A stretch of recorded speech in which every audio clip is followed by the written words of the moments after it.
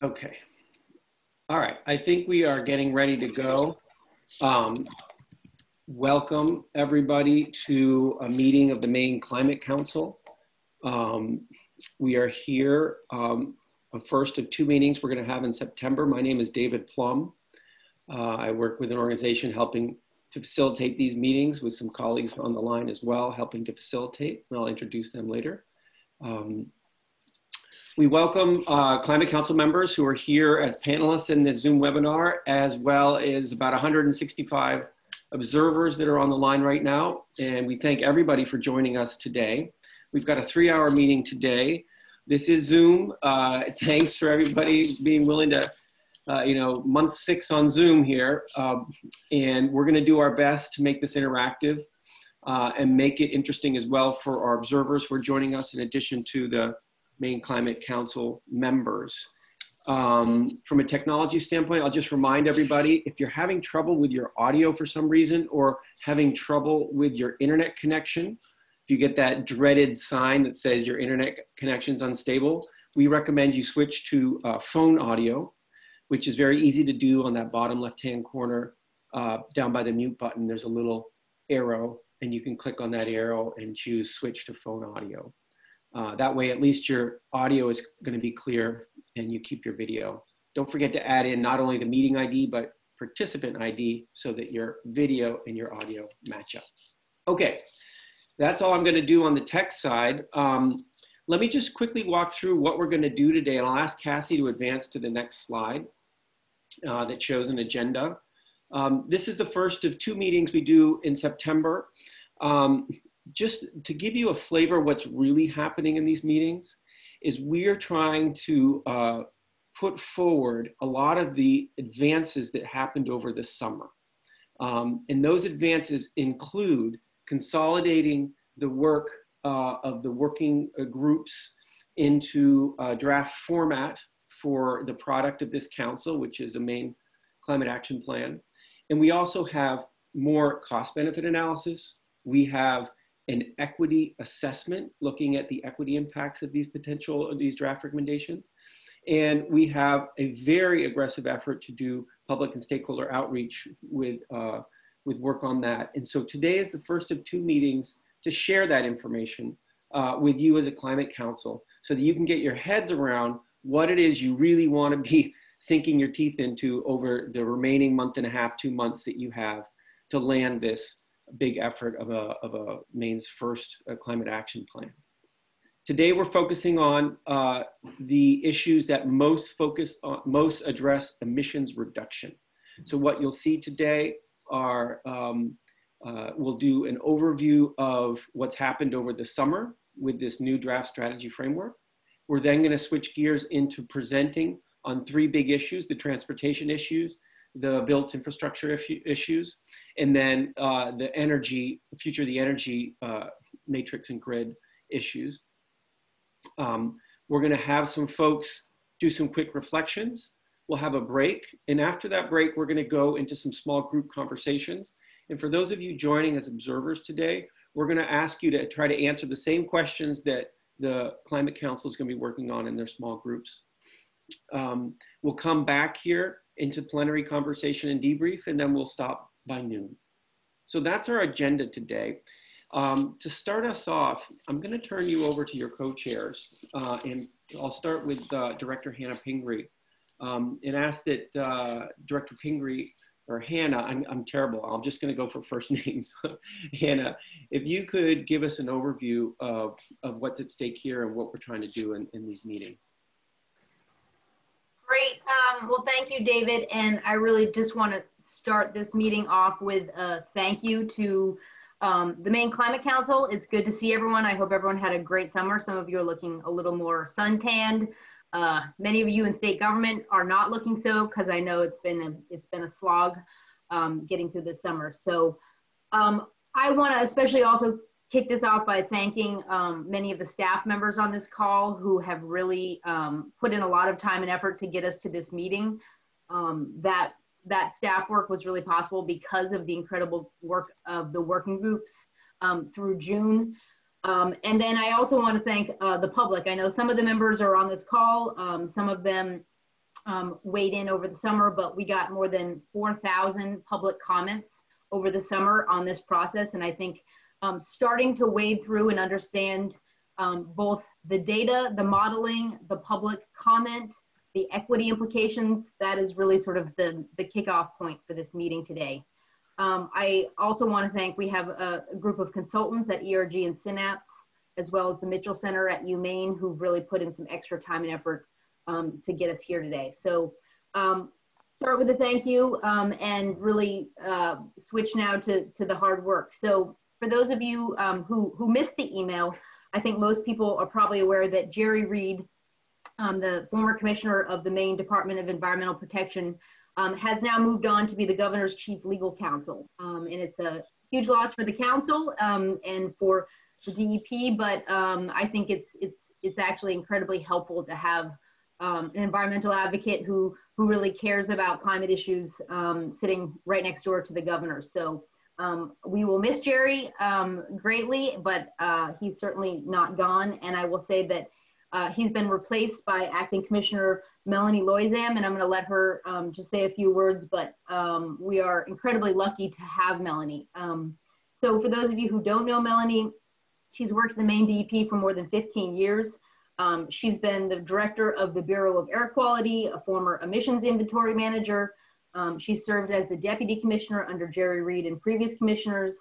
And I have seen firsthand, just in my almost 2 years of working with her, that she is a real worker, a policy person. She's helped us draft the original Climate Council legislation, our phase down bill for HFCs. She's really managed some important work at the DEP. So we will miss Jerry, but we're lucky to have Melanie, and I have a feeling Melanie could explain to any of you who really want to understand emissions inventory and many other details of climate.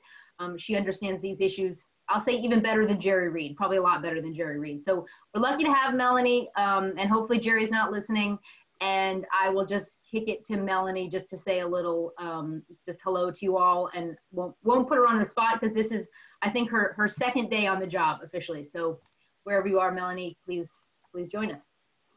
Thanks, Anna. It's a real privilege to serve with you as the co-chair, and I'm excited to work with everyone on the council on the important tasks that are still ahead of us. I would also like to thank Jerry Reed for his leadership on these issues, both as co-chair and as DEP's commissioner. I'm sure I will miss him at least as much as the rest of you will.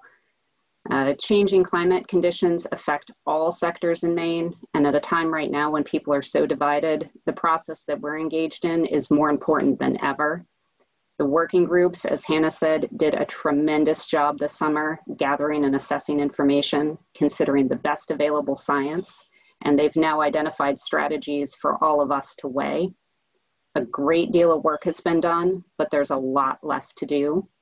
We have to identify actions that we can take now and recognize that our work is not going to end with the plan in 2020.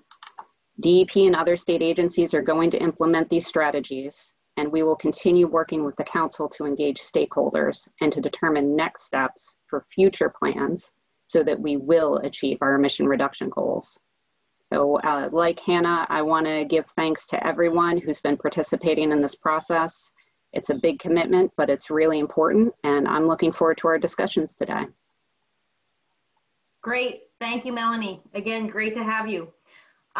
So I think everyone understands the context in which we resume our work this fall. We have a ton of work in front of us, but I will say we are continuing this work during a pandemic, an economic recession, unsettled political times. We've got wildfires burning in California. We've got the city of Portland, Maine, again, setting a record for the hottest summer on record.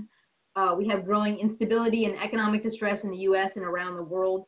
And we know that climate is a contributing factor on many, many fronts, from flooding to high heat to storm events to the resulting public health conditions. So I think as everyone on this call knows well, the costs of doing nothing, which is actually an official part of our work, are incredibly significant. Actually today in the New York Times, there was a story about a new federal report coming out of the Trump administration warning of financial havoc coming from climate change. And I can't help, I think it's important to understand that this is coming even out of this current administration, who's sometimes been skeptical of climate, but the report, quote, says, "A world racked by frequent and devastating shocks from climate change cannot sustain the fundamental conditions supporting our financial systems," concluded the report. Managing climate risk in the financial system. This was requested by the Commodity Futures Trading Commission and does not sound like a highly liberal group, and it's set to release this morning. So I think everyone who is here and on this call and participating in this process on both sides of the political aisle understands the stakes of our work and how important it is. So just, Cassie, put that slide back up.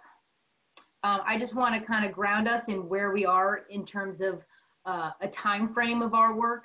So just for those of you who are observing or have been busy this summer, to remind you of where we are now in the fall process, and we are in the kind of almost in the final leg of this mission of the Maine Climate Council, but probably the most important and difficult part, which is making decisions about what strategies are going to be in the final climate action plan, making sure they're the right strategies, making sure they get us on the path of the emissions reductions that we are required to meet by law, making sure that they are implementable, fundable, and they are actionable. So we are now in the process where the working groups have done a ton of work.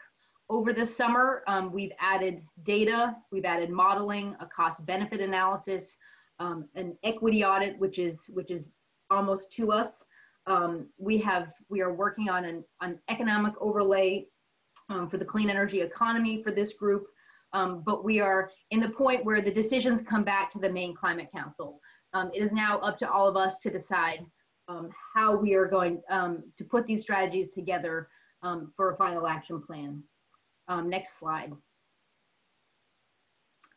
So just, again, this is something I think everyone understands well, that the two targets that we are required to meet, our time frame, the requirement of carbon neutrality by 2045. And I think the bottom line is really the most important. How do we ensure that Maine people, industries, and communities are resilient to the impacts of climate change?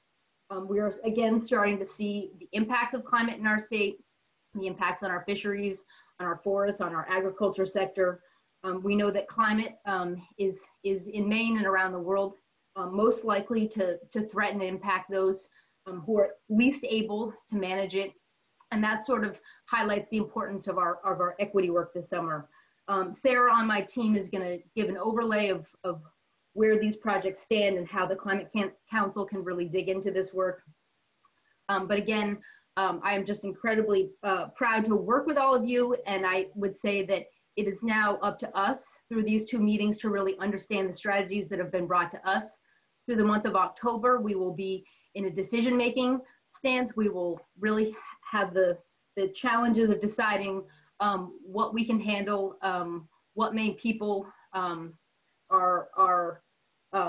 what will work for the state of Maine, and how we make this plan as aggressive as possible to meet the challenges of this time. So with that, I'm going to pass it back to Sarah Curran, who's going to walk you through a presentation of the framework that we've put together, again, taking all the incredible work of the 6 working groups in the Science and Technical Committee and really starting to fold them together so that we don't have 7 different reports and 4 different analysis from consultants, but starting to put it all together into a really consolidated package. So I'll pass it to Sarah. And again, I thank especially Sarah on my team for all her incredible work.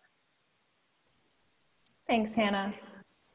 Good morning, everyone. My name's Sarah Curran, and I'm a senior analyst in the Governor's Office of Policy, Innovation in the Future, and helping to support the work of the Maine Climate Council. I want to explain a little bit more about the draft strategy framework and the new information that our presentations are going to highlight today. At the June Climate Council meeting, the 6 working groups presented their recommended strategies to the Maine Climate Council. And those strategies were developed over many months by diverse groups of stakeholders with expertise and experience in their topic areas. The draft strategy framework builds on the strategies that the working groups proposed. And as Hannah said, it starts to move us from having 6 individual reports to having 1 action plan for Maine. And next slide, please, Cassie. So the draft strategy framework we're going to present here today is a draft. It's presented to the Climate Council by staff, and it includes the strategies proposed by the 6 working groups in summary form and incorporated into consolidated themes. The draft strategy framework is organized into 2 parts. Excuse me. Part 1, reduce Maine's greenhouse gas emissions, and Part 2, prepare for climate change impacts. The draft strategy framework also incorporates highlights from several additional analyses conducted over the last several months, the evaluation of the costs and benefits of the various recommended strategies, a summary of public input surveys, and a report for strengthening Maine's clean energy economy. These documents are all available on the Climate Council website at maine.gov/future. And the equity assessment that was mentioned earlier is currently being finalized, and we will be able to include that in the next draft as well. So again, the purpose of the framework is to start to move us from the 6 working group reports to 1 climate action plan for Maine, and to highlight new information that we think will be helpful to your decision making. We haven't changed the substance from the working group reports, but we have reorganized the recommendations into 6 strategies. This is a draft to be discussed, improved, and agreed upon by the Council. Next slide, please. The draft strategy framework is built around 4 goals. Goal 1, create jobs and economic opportunity. Goal 2, reduce Maine's greenhouse gas emissions. Goal 3, prepare Maine residents, businesses, and communities for climate change impacts. And Goal 4, ensure that Maine's climate strategies are equitable. Maine has adopted some of the country's most ambitious climate and energy goals, and we can achieve those goals while creating jobs and growing a more diverse, sustainable, and equitable economy. Next slide, please. So today we'll be discussing part 1 of the draft strategy framework. It includes the strategies to reduce Maine's greenhouse gas emissions. Strategy A, bring the future of transportation to Maine. The strategy includes actions such as increasing electric vehicle use, reducing emissions from current gas and diesel engines, and reducing vehicles' miles traveled. Strategy B is to modernize Maine's buildings, and this includes, for example, improving the design and construction of new buildings, promoting climate-friendly building products such as mass timber and wood fiber insulation made in Maine, transitioning to cleaner heating and cooling systems, and weatherizing existing homes and businesses. Strategy C, drive innovation to reduce carbon emissions in Maine's energy and industrial sectors, includes ensuring adequate, affordable, clean energy supply to meet our energy and climate goals, initiating a stakeholder process that will make recommendations for how to modernize Maine's electric grid, energy systems, and policies while ensuring it is done efficiently and affordably, and developing and implementing new financing options.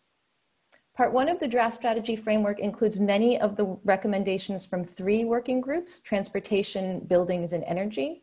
And those strategies related to adaptation from those groups have been moved to part 2 of the strategy framework. And next slide, please, Cassie. So next week on September 16th, we'll present and discuss part 2 of the draft strategy framework. And that includes the strategies proposed to prepare for climate change impacts, build healthy and resilient communities, invest in climate-ready infrastructure, and protect Maine's environment, our natural resource economies, and promote natural climate solutions. And again, this is a draft strategy framework, and we're looking forward to getting all of your feedback and suggestions on how we've organized this. Next slide, please.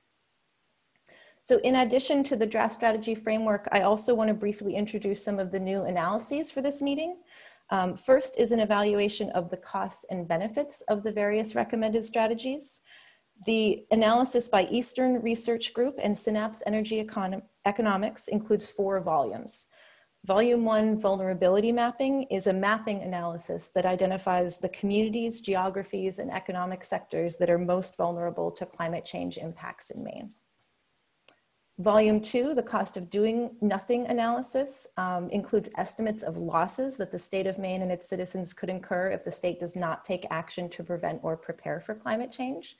The cost of not adapting to a changing climate is large and will accelerate over time, with flooding serving as the largest overall threat.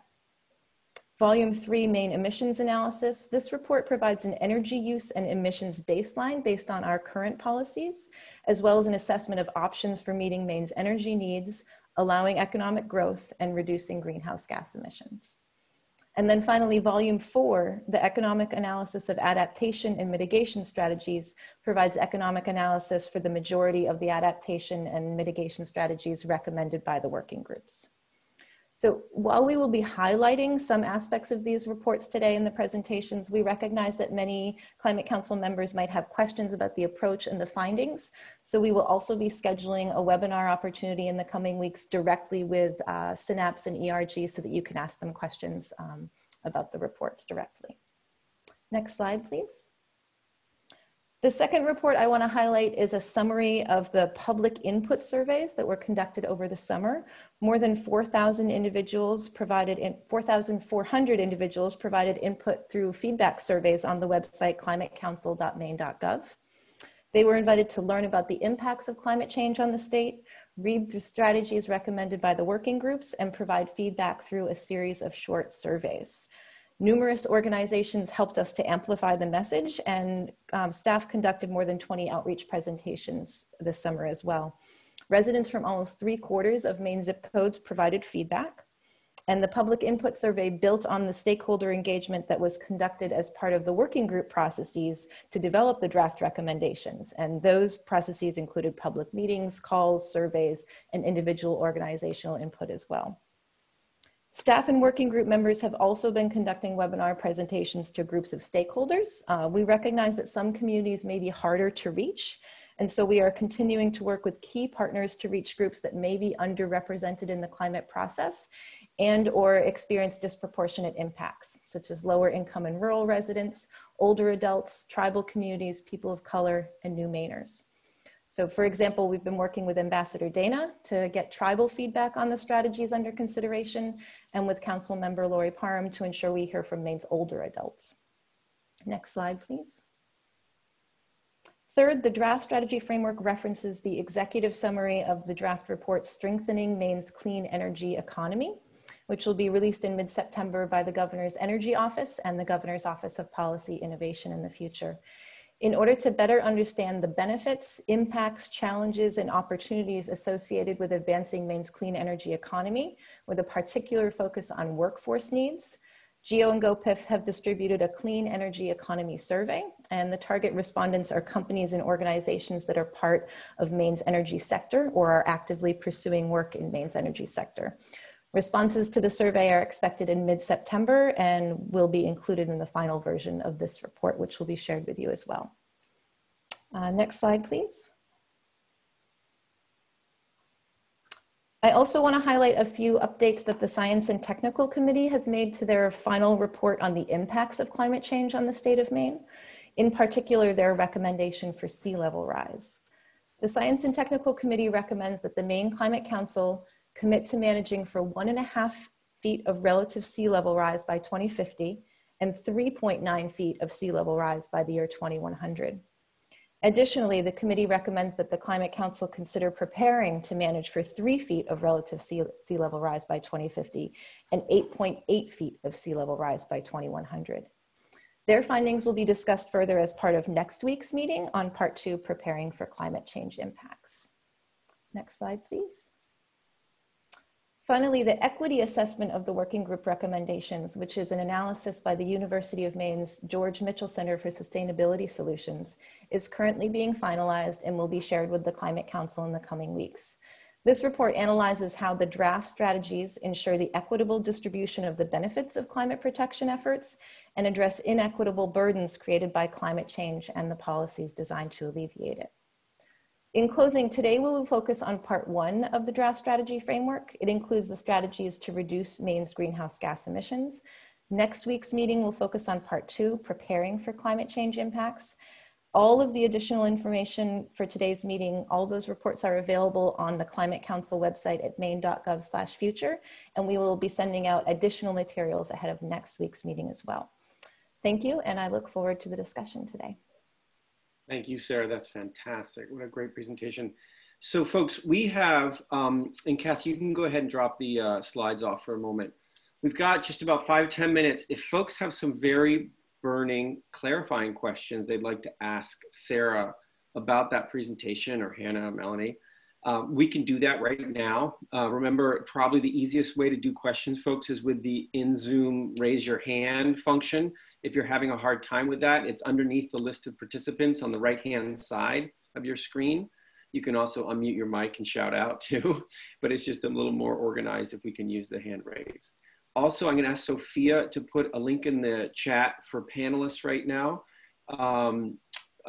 for some shared note taking, because we won't have time to do everyone's questions and comments right now because we want to switch gears into presentations quickly. So we're going to have a note-taking template for Climate Council members that'll be in the chat in just a second. Representative Lydia, why don't you go ahead, please? Thank you. A clarifying question on the governor's energy office report versus the energy working group. What is the relationship between those two things? Good question, Representative Bloom. So the part of the overall Climate Council legislation requires us to do a clean energy economy report. And obviously, I think we all in this time of economic recession want to best connect some of the climate solutions with job creation. And obviously I think we all understand there's many overlays there. So the Clean Energy Economy Report is a staff project that we're going to bring back to the council for review and approval, and it kind of overlays the entire climate plan. Melissa, who is part of the governor's energy office and was also a staff member to the energy working group, is helping to take the lead on this with Dan Burgess. But I think that, so it's separate from the energy working group. They are certainly a group of experts that will ask for their feedback before it's completed, but it is a separate report to the council. Thanks. Are there other clarifying questions or comments folks want to make before we switch gears and look at some of this content? Other doubts? I just want to also just recognize that for all the council members, Sarah did a great job summarizing. You received all this information via email. For the public, it's also again available on our website. But we do want to recognize that this is a ton of information. And I think our process today is really to get people to start thinking about it, to think about the things you want to go back and read. We recognize that Climate Council members and the public will not be able to read every single detail, but I just want to make sure that you do look at the executive summary of the analysis from Eastern ERG, as well as the framework that Sarah sent along. I think all the documents are helpful, but in the next couple of weeks, take the time to read those, because I think it is among the most important information. So any of you who have read it all, I won't call you out right now, and I'll give you a large gold star, but just recognizing there is a ton of information. It's important information, but we are trying as staff to kind of put it together in a way that is at least manageable for busy Climate Council members, because we know that you all have a lot going on. Other clarifying questions, comments? Council members, there's a chat from Sophia in the chat with a Google Doc, and I encourage you to click on that and write down questions or comments you have as you go along here. That document has 2 tabs. We'll be working for now in this initial set of queries on the first tab. Okay, great.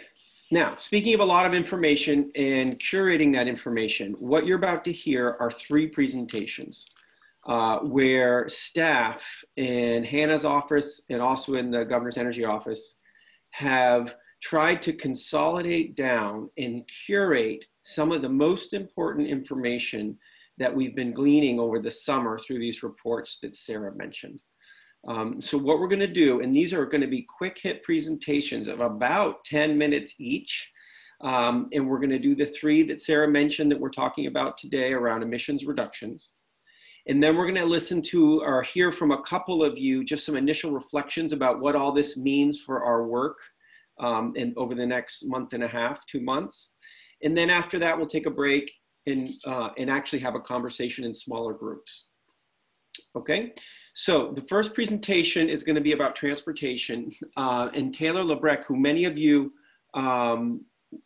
remember as being a critical staff person on the transportation working group, is going to walk us through this new strategy around transportation and what we've been learning over the summer with these various pieces of information that have come out.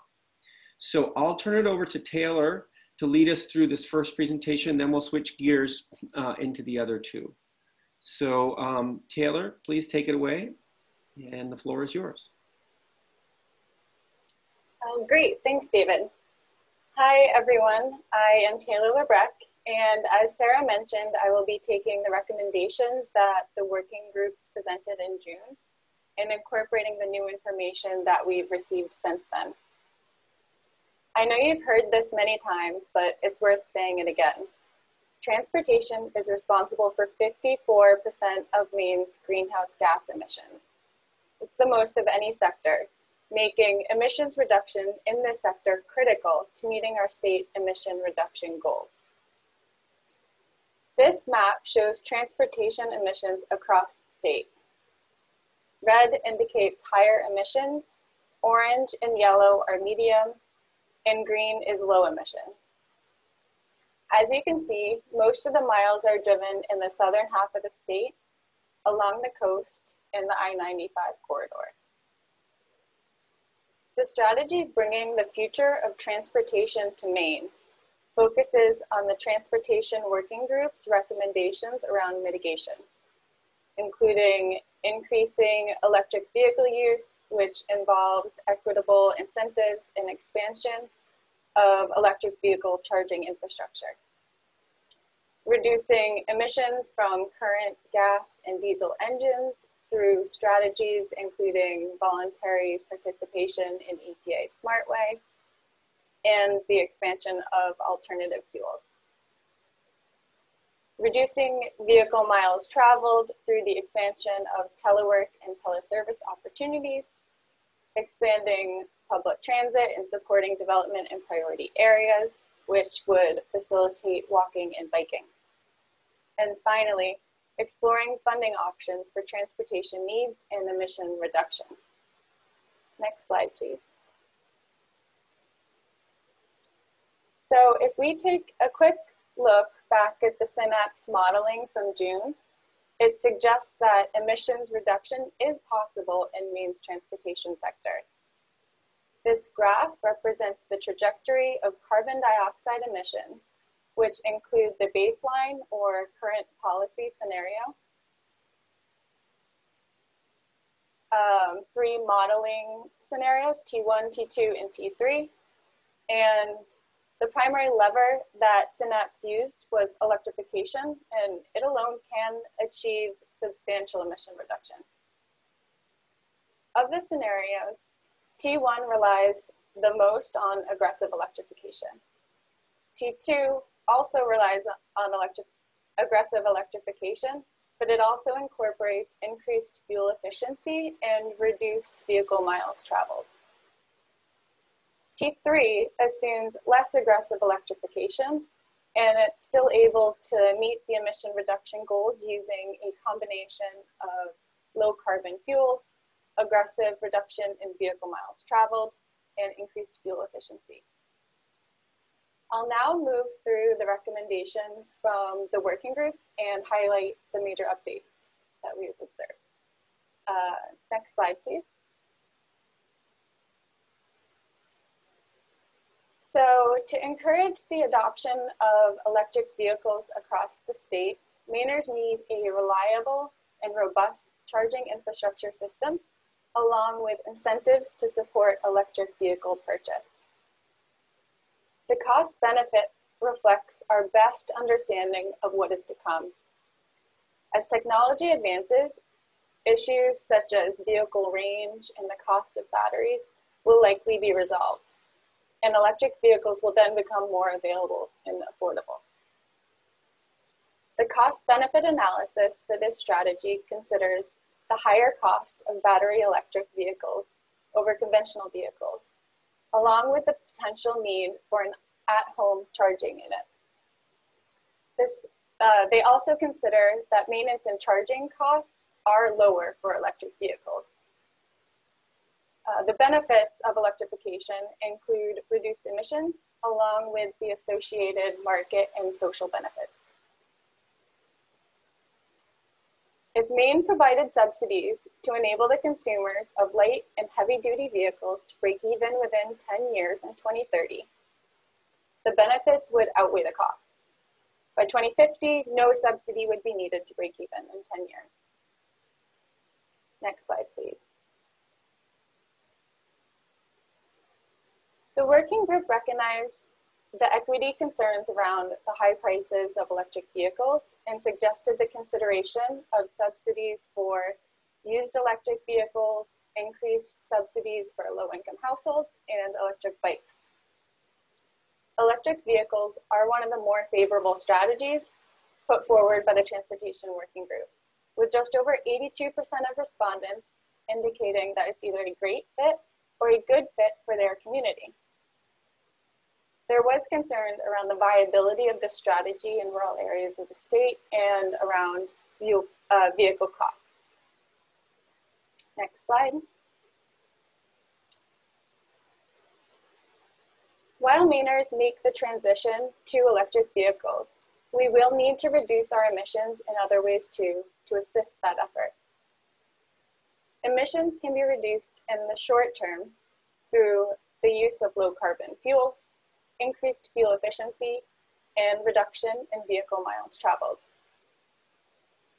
A cost-benefit analysis was conducted for reducing the number of miles that people travel, which includes supporting the development of key infrastructure, expanding public transportation that is easily accessible and climate friendly, and expanding opportunities for telework and teleservices through broadband expansion. This action is especially of interest given the recent uptick in teleservices due to the COVID-19 pandemic. Broadband expansion is also key to the state's 10-year economic strategy and the COVID-19 Economic Recovery Committee. Benefits of reducing vehicle miles traveled include better air quality, health, cost savings, safety, and time. The analysis suggests that a 10% decrease in on-road transportation emissions from driving fewer miles could result in a decrease of nearly 180,000 metric tons of carbon dioxide each year. Next slide, please. The working group recognized that many of these strategies could be implemented in a way that help the aging rural population have access to transportation options, along with expanded access to telemedicine and other services through broadband expansion. The public identified reducing emissions from gas and diesel engines as the most favorable strategy put forward by the Transportation Working Group, with nearly 83% of respondents deeming it either a great fit or a good fit for their community. Enhanced public transportation, reduced commuting, and decreased vehicle miles traveled were all surveyed separately, and all were viewed favorably, with 77 to 80% of respondents deeming them a great fit or a good fit for their community. Respondents showed particular interest in biking and walking infrastructure and broadband expansion. They voiced concern around the viability of reducing vehicle miles traveled in rural areas. Next slide, please.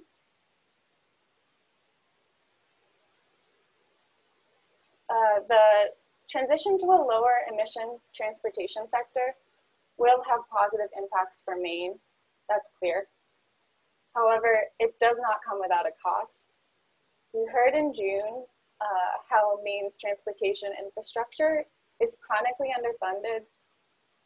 The annual transportation funding shortfall is $232 million and has only been worsened due to the pandemic. Maine must continue to explore different revenue sources that will support the current and future needs, as well transportation needs, as well as climate transportation initiatives. A cost-benefit analysis compared several funding mechanisms that were proposed by the Transportation Working Group, including a fee on vehicle miles traveled, or VMT, a carbon market concept, and a fuel tax. All of the mechanisms resulted in reduced emissions and reduced air pollutants. Next slide, please. The working group recognized a number of equity concerns around implementing a new funding mechanism. The added costs for low-income households would be a real issue. Additionally, people in rural areas tend to drive further distances to get to where they need. A VMT fee or a fuel tax would disproportionately affect them. The public shared all of these concerns. A key piece of the funding mechanism will be ensuring that the funds are directed in a way that considers people who may be disproportionately impacted by the mechanism. As Melanie said, there's a great deal of work that's been done, but a lot left to do. I look forward to seeing where the Maine Climate Council takes it next. And with that, I will turn it back over to David to introduce the next speaker. Thanks, Taylor. Fantastic. Okay. All right. Let's just quickly go to the next presentation. This is going to be about buildings and infrastructure.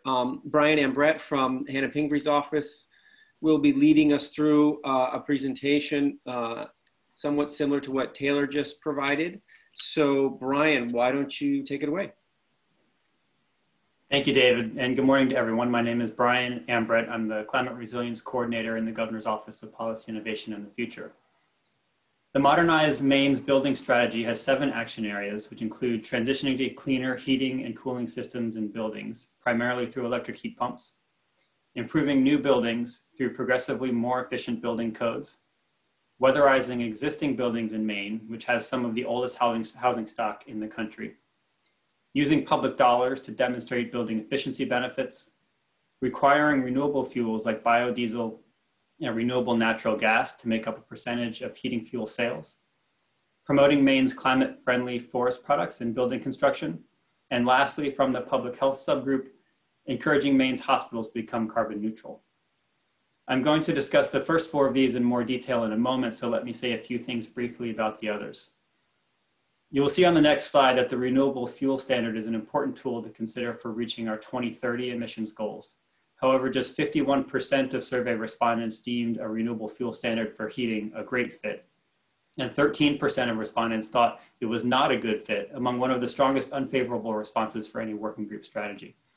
So we clearly have work to do to communicate the benefits and the feasibility of a renewable fuel standard. The forest products sector in Maine is important, both economically and for reaching our climate goals. By promoting building products like mass timber and wood fiber insulation, not only are we supporting jobs and local economies in rural areas, we can store carbon in our buildings for decades to come as well. Next slide. The graph on the right shows the modeling results of 4 potential pathways for reducing greenhouse gases in the building sector. The blue line shows our baseline with current policies. That means fulfilling the state's goal of 100,000 heat pumps by 2030, so that by 2050, 40% of households have heat pumps or legacy electric resistance heat.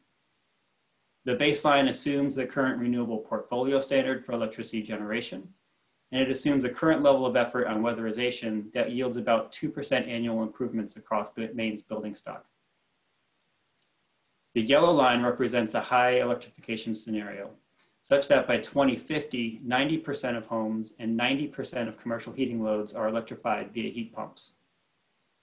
The red scenario adds aggressive weatherization. It includes the same 90% targets for electrification of heating, but it increases the level of effort on weatherizing existing buildings and models a 20% reduction in space heat energy requirements by 2050.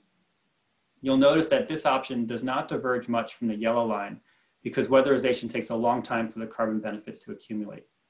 However, we'll see in a moment that weatherization has important additional benefits for cost savings and comfort.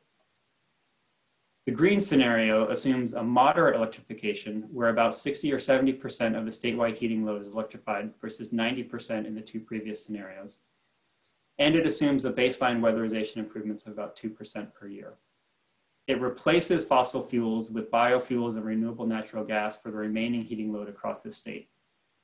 If implemented quickly and aggressively, this option provides greater emissions reductions early in the pathway, as shown by the divergence of the green line from the yellow and the red during the middle years of 2025 to 2035.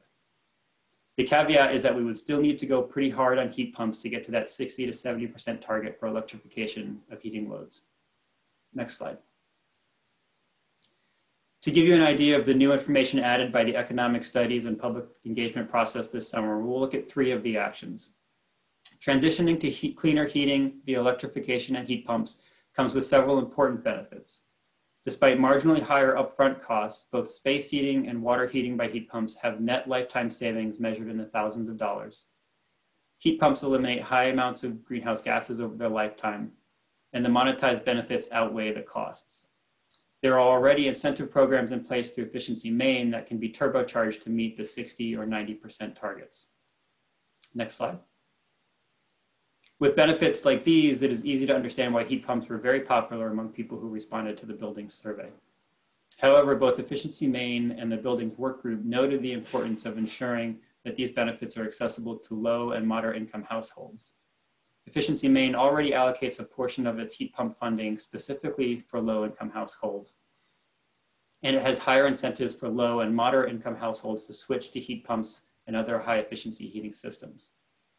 Along with the standard incentives, these equity-focused programs will need to be expanded to make certain that the benefits of savings and comfort are accessible by all in Maine. Next slide.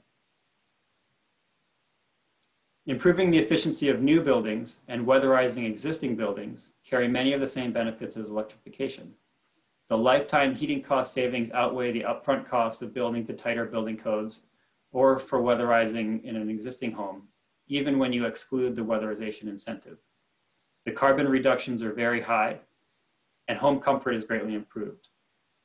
Weatherization additionally carries a benefit cost ratio greater than 1 and already has an incentive program in place.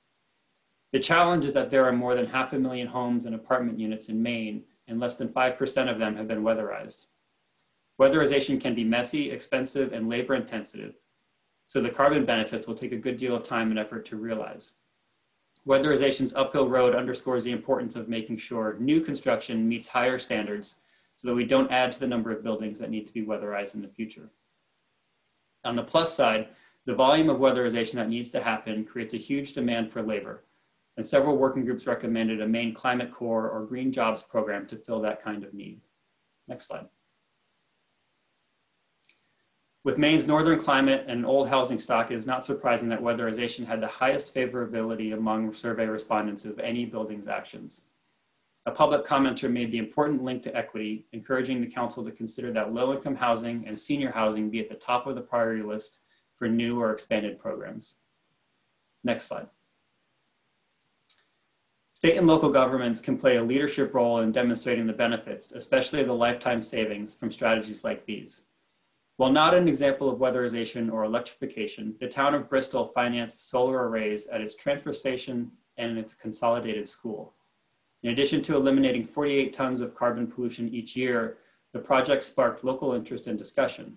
A grassroots effort is now underway to build a community solar farm that town residents can buy into and go solar without needing solar panels on their own rooftops. A town resident even stepped up to host the project and finance the costs. Lead by example projects are important for lowering public expenses, for demonstrating feasible technologies, especially for increasing the visibility of the benefits of clean and efficient energy choices. And with that, I'll thank you for listening and turn it back to David. Thanks so much, Brian. Fantastic. Okay. The last one is what would formerly have been the Energy Working Group. And here, Melissa Winnie will be giving a presentation that speaks to the new information we have and the way we've consolidated the previous group's work into this new strategy. So Melissa, let me turn it over to you and let you go ahead, please. Great. Thank you, David. Good morning. I'm Melissa Winnie, Energy Policy Analyst with the Governor's Energy Office. As was mentioned, the next strategy is to drive innovation to reduce carbon emissions in Maine's energy and industrial sectors. This includes the action areas of ensuring adequate, affordable, and clean energy supply, reduce emissions in Maine's industrial sector, encourage combined heat and power facilities that are highly efficient, investigate and potentially develop and implement financing options necessary to meet our goals, and initiate a stakeholder process to make recommendations to modernize Maine's electric grid, energy systems, and associated planning and policies. Next slide. As a reminder, Synapse modeled two electric scenarios, a sustained policy scenario and decarbonization. For both of these, vehicle miles traveled, weatherization, and energy efficiency remained constant. The sustained policy scenario includes an 80% RPS by 2030, as is currently in statute, but lower transportation and heating electrification, and therefore lower electrical load. The decarbonization scenario includes achievement of 100% RPS by 2050 and high transportation and heating electrification, resulting in a greater electric load. Figure 2 on the right shows charts that illustrate emissions associated with the sustained policy scenario in the left chart and emissions associated with the decarbonization scenario on the right. As you can see, the decarbonization scenario on the right results in lower overall energy emissions, closer to the state's 2050 emission reduction target. While this strategy overall includes industrial sector action areas, this modeling does not include additional industrial emissions reductions. Next slide. The first action area is to ensure that Maine's electric grid is clean, affordable, and able to meet future energy needs as Maine pursues beneficial electrification. Benefits of this action area include reduction in carbon dioxide emissions, along with associated market and social benefits of reduced emissions, including major health benefits. Additionally, this action area is poised to create significant jobs and economic benefits. Costs were analyzed using the levelized cost of energy, which is used to consistently compare electricity generation methods and to estimate the cost per unit of electricity generated over the entire lifespan of the generating plants, and that includes both capital and operating costs. While the analysis found varying ranges of cost estimates, overall they found that renewable energy sources can provide energy at a cost comparable to non-renewable sources. And as renewable energy technology advances, the cost of renewable energy is expected to continue decreasing. The Energy Working Group noted that any processes, procurements, and policies pursued in association with this action area should include cost and equity considerations. And energy-related programs that support low to moderate income households should continue to provide services and be expanded as needed. This action area received high support from energy survey respondents. Next slide. Analysis shows that the decarbonization pathway reduces Maine's emissions, as we saw, and this table shows the monetized benefits of this reduction for consumption-based emissions, which consider New England emissions associated with Maine's electricity sales, and production-based emissions, which include emissions from generation located in Maine only. This analysis uses the market value of carbon and the minimum and maximum estimates of the social value of carbon. The market value is the projected carbon price for the Regional Greenhouse Gas Initiative, or RGGI, and the social cost is a broader depiction of the cost of carbon to society, including considerations of emission reduction benefits such as increased agricultural productivity, improved human health, and prevented damages from increased flooding, as some examples. Based on the market value of carbon, the decarbonization scenario results in average monetized emission reduction benefits of around $100 million between 2020 and 2050. When considering the social cost of carbon, analysis found the decarbonization scenario provides an average monetized emission reduction benefit ranging from around $900 million to $2.7 billion. Next slide. The next action area is to encourage highly efficient combined heat and power facilities, or CHP. Maine has 42 CHP facilities with a combined capacity of over 668 megawatts. And CHP facilities recycle the heat byproduct from power generation and use it for heating, cooling, and industrial processes in nearby facilities.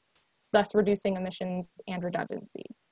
Benefits include increased efficiency, cost savings resulting in facilities that are economically beneficial in the long term, and reduced emissions. One study found that CHP facilities can reduce emissions of carbon dioxide by over 21%.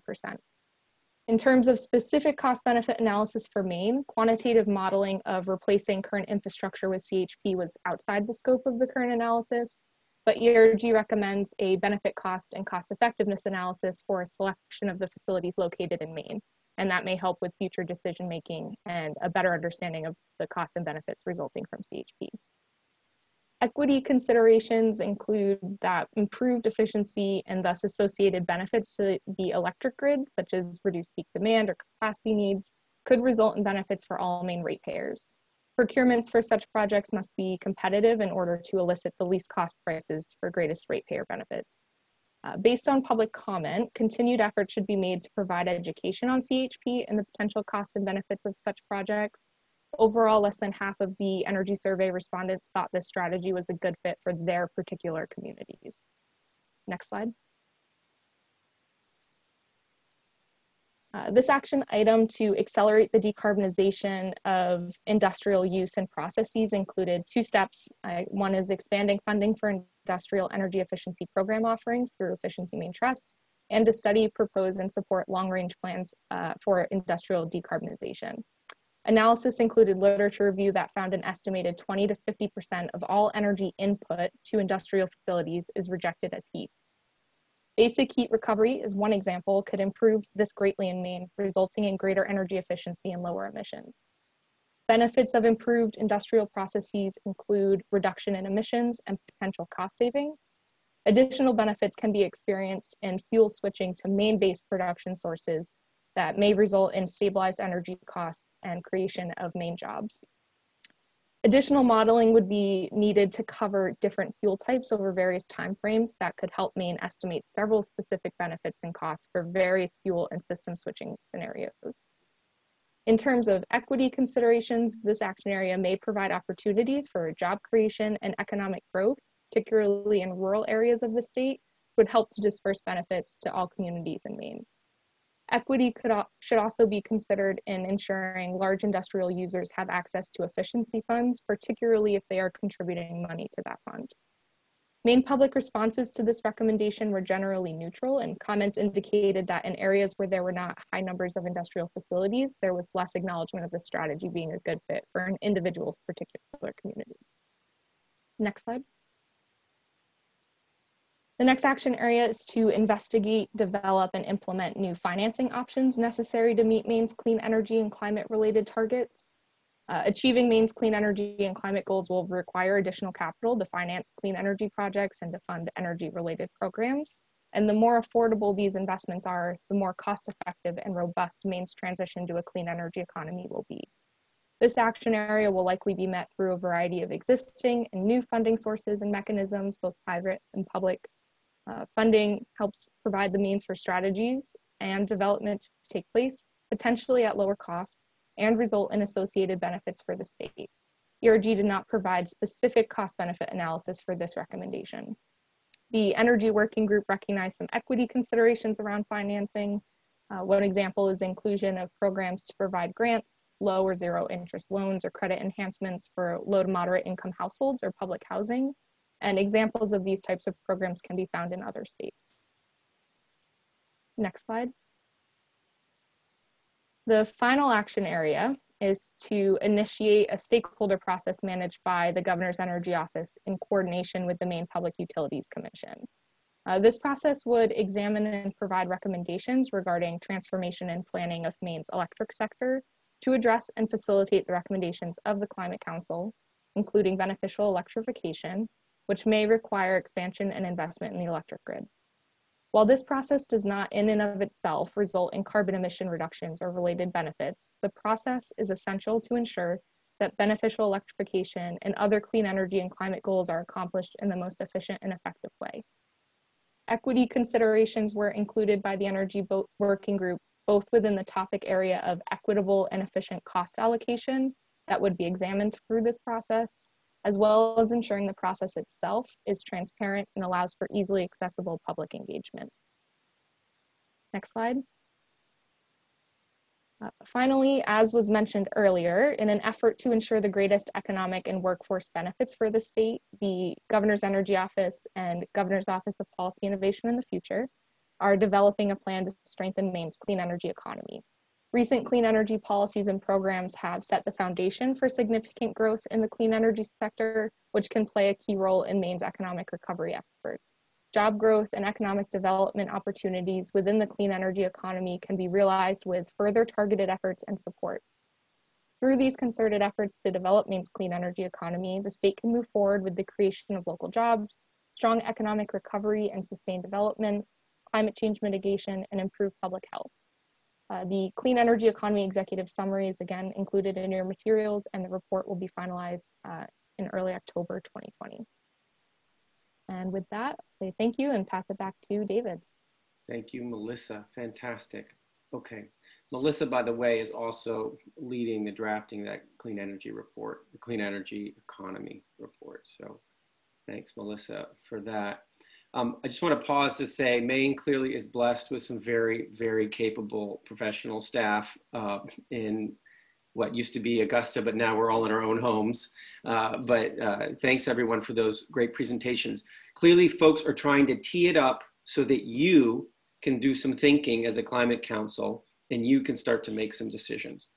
Okay, we're gonna hear from some of you now as some initial reactions, just 5 of you. And what I'm gonna ask, and we've done this, if you remember from June, I asked folks to turn off your cameras. So unless you're Hannah Pingree or Melanie, or one of the 5 folks we've asked, Michael Stoddard and Dan Burgess and Kate Dempsey, Commissioner Bruce Van Note and Matt Marks, go ahead and turn off your camera now. It would be a great time. Just go ahead and turn off your camera. You can also stand up from your chair right now and do that 7th inning stretch as well, once you have your camera off. And then if folks want to really clean up their screen, on any person's name that has their camera off, you can click on those 3 little dots, and at the bottom, towards the bottom, it says hide non-video participants, right? So anybody who has their video turned off, you can see those 3 little dots you can click on, and one of the menu options is hide non-video participants. And it should happen what I have, which is just the folks right on the screen. Okay, great. Hannah, do you want to lead us off in this panel, please? Sure. Again, just huge thank you to the staff presentations. I've gotten several texts from several of you saying how lucky we are. So just to echo David's comments, we have a great group of staff, but now it is up to you all as Climate Council members. So I've asked this panel for some kind of quick reactions. I see this group as sort of people with expertise in building energy transportation issues. So I really want to hear their comments as Maine Climate Council members, but I think for all of us as we move into the next phase for smaller group discussions, David's going to provide a couple framing comments, but big picture for the council, the questions, and sort of this is what we're trying to look at, the charts and graphs and the modeling exercises to think about is, does this, do the strategies that we just heard about get us to the legal targets that we're supposed to reach for 2030? Our mandate as a council is to create a plan that gets us on a path to meet 2030 targets and eventually 2050 targets. I think I'm looking at Michael Stoddard when I say this, but what are the most cost-effective strategies to implement for a state that's strapped during an economic recession? What are the strategies that require immediate action and urgency?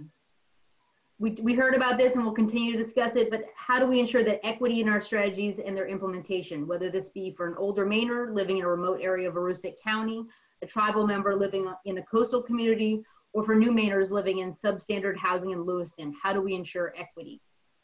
How do we ensure implementation speaks to the times that we're living in? Affordability for people struggling in a recession and economic rebuilding, but at the same time remaining ambitious and aggressive to meet the challenge. I think we'll talk about this a little bit here, but it's everything from messaging and education, thinking about the phases of implementation, what first and how. Funding and creative financing, it's going to be a major area of focus for this council. How do we pay for the strategies that we're proposing? how do we ensure there's a workforce available to do the work? A lot of this is about implementation by skilled workers. We know we have those workers in Maine, but do they need required training? How do we make sure that they can have good paying jobs to do this kind of work? And then I think really this panel is a good one on this one, but the practical and political thinking. How do we convince Mainers through incentives, through policies, through the, everything from building codes to the larger policies? How are we going to convince people to take action, convince them to make change? These are probably the most significant challenges for this council and this state. Many of these items do require people starting to think about the world in a new way. I think that people are starting to take these actions and change, but there's still a long ways to go. So again, I think we have a panel here of experts who have already thought a lot about this, who are implementing it on the ground. And we're gonna ask them to go through and sort of make some comments to lead us into our next conversation. So with that, I'm gonna pass it just for a couple minutes. David, do you wanna lead this? Should I start by handing it off? Well, you're on mute. Thank you. Yes, I was going to say we've got just 25 minutes, and so why don't we go with you first, Michael Stoddard, to talk a little bit about the buildings. And as Hannah says, really help us think as a climate council what we need to focus on in the next month and a half, given where we're at, the new information we have, what's feasible for us as a climate council with all those awesome considerations that we've been hearing about. What do we really need to focus on as a climate council in the next month and a half? Michael, why don't you go first and just take a few minutes and riff on that, please. Okay, thanks, David. I'll give it a shot, and thanks, Hannah. And I want to add my congratulations to the staff who did an awesome job this morning. 2 years ago, that would have been impossible because none of them were here working for the state, and we're lucky to have them. I think it's not overly complicated what's going on in buildings. We're a little bit fortunate in that sense that the greenhouse gases are coming from burning oil primarily. And so the questions are, how can we do less of that? We can either make our buildings more better weatherized and insulated so we don't need to heat them as much, or we can switch to other kinds of fuels that don't emit as much greenhouse gases as oil does. And we're kind of lucky that we also, because we live in Maine and it's cold for a lot of the year, we do a fair amount of this, thinking about how we're going to cut down on our heating costs. So it's not like this is a brand new challenge for us. We've been thinking about this and working on this, all of us collectively, for decades, for centuries. And so I think we're in an okay spot. We know what the tools are. The most cost-effective opportunity is with new construction.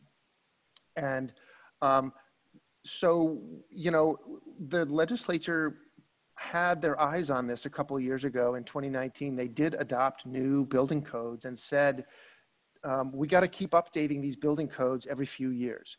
So I think we're on the right track. We have the regulatory framework to do this, but our compliance with building codes is really, has really sort of atrophied over the last 10 years or so. And I think that's something that we as a council should be focusing on, ways that we can, some recommendations we can make to help build that up so that compliance is a more regular thing. And also looking down the line and setting some targets. So one of the things you see in the recommendations from the buildings working group was a target.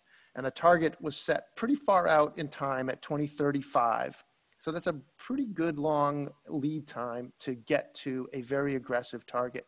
But we should do something like that. And I think as a council, we should pick a target that we think is feasible. And then we should also focus on other things like training and maybe incentives. The beauty of regulations is you don't need to come up with cash to pay for them as a state program. They may cost something, but as Melissa mentioned, or Brian mentioned, this is particularly cost-effective option. So you're going to save more money than it costs. So I think this is one that's kind of an easy one, and we should focus on how we can make it better, what the current framework we have. The other big thing is the equipment that we use to make heat. And so you're maybe getting sick of hearing about it now, but I think we're blessed to have this new technology that is this new generation of heat pump technology that runs on electricity. There are some other options too that can complement that with modern wood heat and maybe renewable sort of hydrogen-based fuels in the future.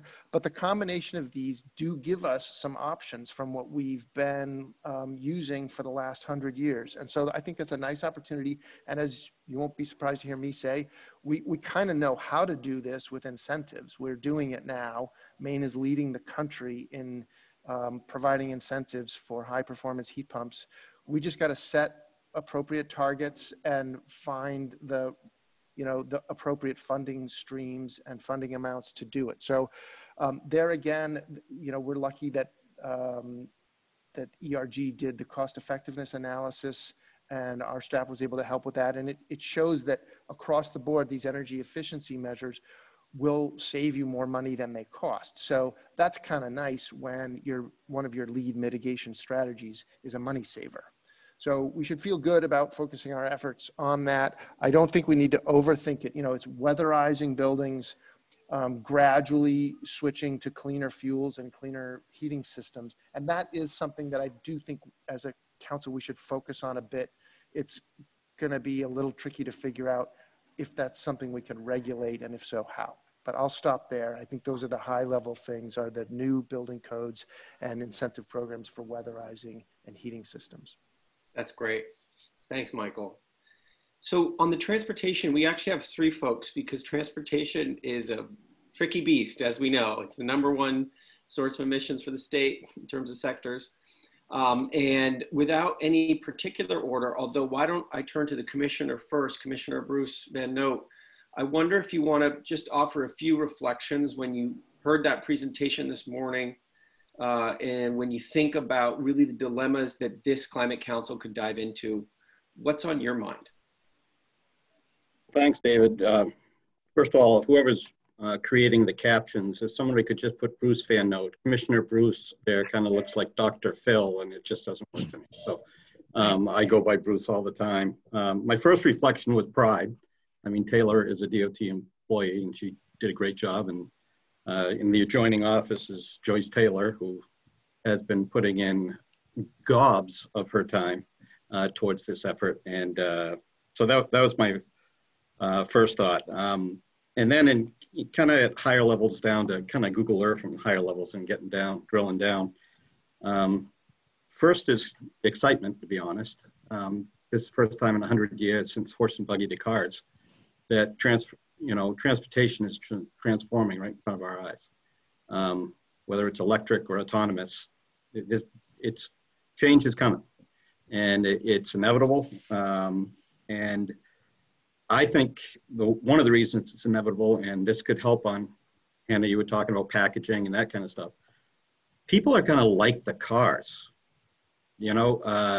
saying, you should do this for climate, which is of course existential and the reason we're all talking, but to sell, they're going to like electric cars because they're not going to break down. When you talk equity here, transportation is a huge percentage of their budget, and a car breaking down can be the same as a huge health expense. Unbudgeted, everything stops, life stops kind of thing. And electric cars, by and large, don't do that. You change out the battery periodically and you lube it. There's no explosions going on under there. So I think it's good to focus on that kind of, the benefit of cars. So, and they're going to like that they're quiet. People are just going to like the cars. Of course, the second thing, and I'm inherently pragmatic, is this is challenging time. I mean, we're in the middle. Public health is #1 right now. That's causing budget impacts of $500 million in the general fund a year, and for us, it's similar proportionally in the highway fund. Taylor talked about the basic needs that we're $230 million a year short. That includes having a $100 million bond every year, and that doesn't include the reduced revenues that came from COVID. So that kind of stuff just goes, it's long-term excitement, short-term challenge kind of thing, which of course leads to the third thing, opportunities. I think there's opportunities now like ever before to create partnerships amongst various sectors. For the first time ever, it might have been induced by a accelerated exit of the legislature, but they passed a transportation bond that included something else, broadband, and it was called a connections bond, because the idea obviously is that this provides connections, whether it's physically through the transportation network or electronically through high-speed internet. I think that kind of thought process is ripe, and that a rising tide could float all boats here. And then lastly, it's just kind of observations on approach. And I would summarize it in three kind of words, you know, pragmatism, partnerships, and patience is, I think, what we're gonna need. Looking at the report, these are just, I'm speaking from myself now, not, you know, the T1 kind of thing that assumes kind of VMT will stay roughly level. I think that's probably more likely in this state. We can have some targeted wins in more urban suburban areas, but that's relatively few. And I think we have to start painting pictures of, from a kitchen table perspective, what's your life look like in the future? And paint pictures like you may have two cars and one's a used electric and the other is a hybrid truck. You know, so it's like, it's not like the challenge with this, when you look at everything that we're up against, 3/4 of the greenhouse gas emissions are from personal choices between transportation and housing, roughly 2/3 to 3/4. So, you know, all we got to do is change where you live, what house you live in, what you drive, and where you work, and what your house. So those are tough things. So instead of making it seem like a burden, talk to the benefit. Talk to the benefit to them. You're going to have a car that can run around town that doesn't break down. You don't have to worry about that. It's quiet. Doesn't worry about that. I think VMT, the reason I think it will probably stay flat is that easy travel in Maine is actually part of our brand. People from Boston or New York, or if they decide to co-locate here, they're co-locating here because they can work here, walk to a village, bike there, and get to the mountains in an hour, or get to the coast in an hour, that kind of stuff. So I'd be looking at the T1, and we need quick wins, and there's plenty that we can do for quick wins. We're looking at right now implementing what we call a complete villages kind of initiative, where you do focus money in the village areas. I think village is an important word than urban, by the way, in Maine, between the rural and, yes, there's downtowns, but in most of Maine, it's villages. And one thing that I wondered whether it was, you know, I think it was missing from my perspective, again, focused on the kitchen table. You have to think about people, the maximum price for some Mainers that they're gonna pay for a car is $10,000. Used in 10,000, how are you gonna get them into something? And I didn't see regular gas hybrids as a program. It would be a 2030 strategy, not a 2050 strategy.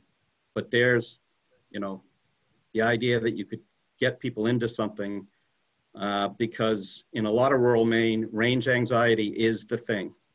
You know, until they have 300 miles of dependable electric range, they're gonna want, you know, reliability, and a hybrid could get there. So. Bruce, I'm just going to jump in to say that's great. I don't know if you have one more point you want to wrap up with. No, that was it. So that must mean I'm a minute over. So sorry about that, David. You're great. You're great. Okay. Let's go to Kate, and then we'll go to Matt. So Kate Dempsey, why don't you give us some reflections from where you sit at Nature Conservancy? Awesome, and the Nature Conservancy has had a lot of fun working with Commissioner and his team, and with Matt Marks, who's going to be talking a lot as well. We have a lot of fun talking about culverts most days, but today we're talking about vehicle miles traveled, electrification, and thinking about funding. And as we heard from Taylor, the comments really focused on this walkable, bikeable cities, need for increased broadband, and a real concern about rural Mainers and the disconnection that we want to make sure doesn't happen. I would add that actually these three conversations this morning work really well together, and we have to think about how electrification is deployed. So I want to keep integration in this conversation, but I'm talking mostly about the transportation section. But what I really saw was interesting is that, based on what the Commissioner and Taylor were talking about, is that we're really at a good point for policy levers making sense. We know that policy levers, as we heard Michael talking about, can change individual behavior. And we know that people are ready to make this change, but they need the incentives to make the change to EVs, as you talked about, Commissioner. I also think there's some big opportunities for us specifically as Maine, mostly around the area of light duty passenger vehicles. And we saw from the report that electric vehicle adoption is going to be super cost effective over the long run. We've got to think about how to make sure this climate action plan supports our rural communities, and making sure that the infrastructure is there for an electrical grid. The Conservancy did a poll earlier this year that oversampled in our rural rim counties, and it really pointed to how incentives will change people's behaviors. And I would just point out, to your point, Commissioner, about people buying a vehicle 10 years from now, whatever time, for a certain price. Used vehicles are important here in Maine, but the urgency for us to act now is on electrification of vehicles is right this moment, because roughly half the cars sold today will remain on the road in 2035. So we like our cars, we like them to stick around, so let's get them out quickly. We have talked in the working group a lot about a regional approach. We think it makes sense to work with our states in the eastern seaboard. We know that Maine's located at the tailpipe of the Northeast, and our air quality depends on what a lot of our states do. So we need to be working with them. And we also know that, as we just heard, that a huge amount of transportation emissions do come from our visitors. So let's make sure that they're helping to pay for our reductions in emissions. The report goes into many of the co-benefits of vehicle mile travel. So I would say I was pretty actually interested in scenario T3 because of that combination that really focuses on reductions of VMTs while supporting rural communities. Regardless, I think there needs to be some kind of framework for paying for transportation, and we have seen successful programs like the Regional Greenhouse Gas Initiative. Maine's a leader in our renewable portfolio standard, and we are all proud of the work that Efficiency Maine has done to get those dollars out to communities. I think we can replicate that. Given the state's budget shortfall, I think the general fund isn't a great option right now. We could continue borrowing, and we probably will, but that's been very targeted, and nice to see these partnerships. But I do think a regional approach is a real opportunity for us. That's it, David. Thanks, Kate. That's wonderful. Matt, can you just introduce yourself before you speak? I forgot to do that with your colleagues. And just Matt has my favorite bridge in all of Maine behind him. That's cool. Nice movie. Yeah, thanks, David. Matt Marks with Associated General Contractors, and we represent the commercial construction industry throughout Maine. It is a cool bridge. Yeah, it's a good use of recycled materials too. We're happy about it. Assuming you want me to talk about sort of reaction to, yeah, okay. What So do you think it means for the council in the next month and a half? Like what the council can really dig into in the next month and a half? Yeah, and I think that's probably a good shift because Taylor did a terrific job wrapping up, sort of where we were and what that group did. And of course, Joyce has led this throughout the summer, very difficult time to try to get technical data across on a video stream. So now the next step really is to sort of take what the basics have been for that group and sort of turn the corner and really start to discuss what can be done and what may take a little bit longer, I think.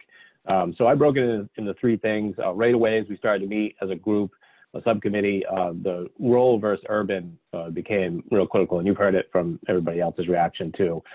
For me, I think in that sense, a couple of things that were evident right away. Obviously, public transportation challenges and opportunities, but also fuel distribution, whether it be biodiesel or electric. Both those things need some extra TLC to try to figure out what's viable and what's not right away to make the most, I'd say, bang for the buck on that case. And then large frame vehicles. One thing I don't want to toss aside is, my next category, sort of limitations, but Mainers are typically driving larger frame vehicles, and part of that is use because you're going to drive rural and also weather. And we really haven't had a chance to really address that as far as the market goes, because there's some limitations there for electric at this point. And then I would say on limitations, current technology. We talked a little bit about what's currently available, and you heard the commissioner allude to hybrid versus straight EV and what's currently available here in Maine, but also the T&D and charging stations. And I think moving forward, that across the board, and I went through everybody's recommendations, and that's a discussion that we need to have collectively. And I think that's an opportunity, not just for transportation, but I think in general for jobs and collaboration on the other types of recommendations that have come out. So I think that's a positive move forward.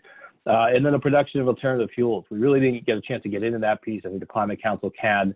There's some opportunities happening in Maine, some new science, but we have some logistics there that are challenging. And I think having those experts be able to come into the council and talk about what's happening and then understand what the state may be able to do to contribute to advancing that.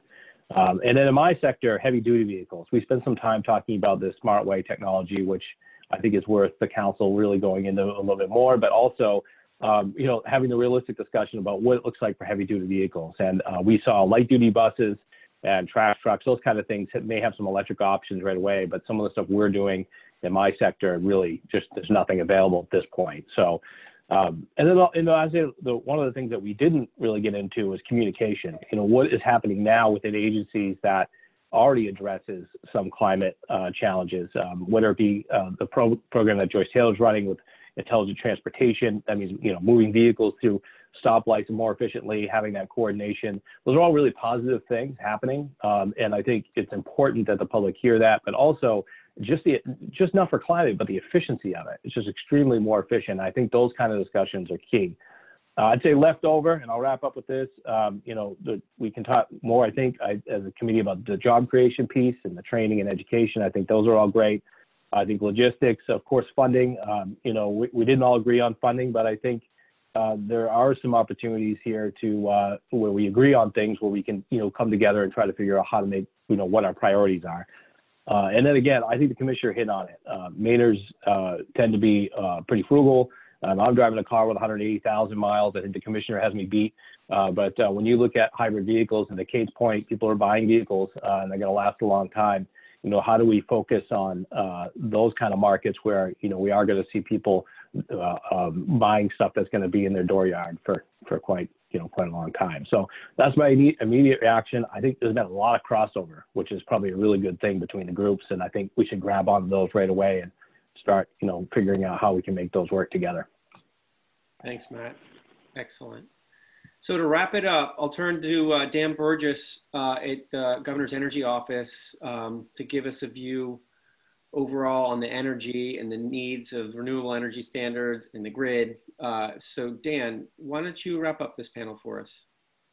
Yeah, great. Thanks, David, and echo everyone else's comments about the incredible staff work and time that's gone into this. So thank you to everyone that has spent a lot of time and to everyone that's kind of tuning in and for all the input we received. I mean, I I think it's pretty clear that the work of our, you know, of the energy sector, as Matt was saying, really does, you know, depend or work closely with the buildings and transportation groups, right? Like the overlap is undeniable, you know, and I think we are fortunate to be in a place where we already have a really ambitious renewable portfolio standard requirement for renewable energy that we receive. We're going to double the amount of renewable energy that we're receiving over the next 10 years to 80%, but kind of 80% of what, right, is I think the question that we need to be thinking about, and how aggressive or ambitious will we be on the buildings and transportation groups, specifically on electrification. You know, some of the analysis came back, and this is what others have shown too, is it could be a doubling or tripling of the grid. But I think that really depends on how efficient we are with and forward-thinking we are on some of our policies, ensuring that we're kind of maximizing the resources that we have on the grid, or new resources that are being put on. I think we need to do that in the most cost-effective and affordable way as well. I mean, I think that you know, it's a really important piece of what we're talking about. You know, I think we're seeing some of the results from some of the legislation passed last year with some of the procurements that are happening. I don't know about you all, but it's been pretty exciting to look at the newspaper over the summer and hear about all of the economic development that's happening in the renewable energy space this summer. And you know, there's more to come on that this fall. And I think you know, we'll need to be thinking of a group of do we want to, you know, continue to do more long-term contracts? Do we want to focus on specific technologies and look at innovation, you know, whether it's offshore wind, you know, smaller distributed generation, battery energy storage, or other energy storage technologies. Michael mentioned hydrogen. You know, there's a lot of innovative technologies out there that we could be thinking about and are included in some of the recommendations.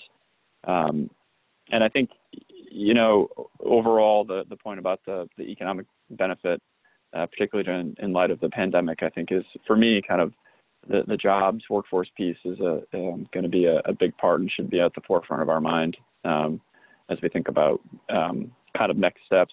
I will just say that, you know, the energy world, like you know, the buildings and transportation world is changing really dramatically. You heard Bruce talk about, you know, from horses to cars. As we look towards that new energy future, you know, we're in the middle of a transformation, and I think that having these kind of stakeholder processes or future studies, or at least the nimbleness of our policies to be able to adjust, I think is really important, because technologies will change, costs will decline, new technologies will come on, and I think, you know, having a process or having you know, the coming change in our mind as we kind of move forward, I think is really important. That flexibility in our regulatory scheme or advancement in our regulatory scheme, I think are all things we should be thinking about. So I'm excited by the conversation and looking forward to diving in more. Thanks, Dan. That's great. Before we wrap this up and take a break, Melanie, if you would like to react to some of the things you heard this morning in this panel, this is an opportunity to do that. If anything you'd like to add to this. Sure. Thanks, David. You know, we've heard some really great approaches discussed this morning, and I just wanted to note that while the work of this council is focused, or a lot of this discussion has been focused on reduction of greenhouse gas emissions, it's important to remember that so many of the things we're talking about, reducing transportation emissions, reducing vehicle miles traveled, you know, generation of alternative fuels not only reduces CO2 emissions, but emissions of other pollutants as well. And so we get the health benefits of reducing climate change, as well as the co-benefits of reducing those other pollutants that we're worried about. So, you know, we're talking about strategies that have much broader public benefit as well. Thanks. Yes. Thanks, Melanie. Okay. I'll invite everybody to turn their camera back on just before we go to a break here. And so feel free to turn your camera back on. So what we're going to do now is we're going to take a break, and then we're going to do some small group conversations. And let me say how that's going to work. And this is important for all of you listening in as observers today too, how we're going to handle this next 45 or 50 minutes. There's a lot to digest. And we know that one of the few ways we can actually start to digest things is having conversations with each other about it. And those conversations work better in smaller groups. So we're going to take the Climate Council members and make some randomized groups of 4 folks and give you 35 minutes or 40 minutes to talk about how you hope you can focus this work over the next month and a half that we have left, month and a half, 2 months. So we're going to do that and give the climate counselors some space to digest and reflect. The tech doesn't allow us to bring along our observers into those randomized 4-person groups.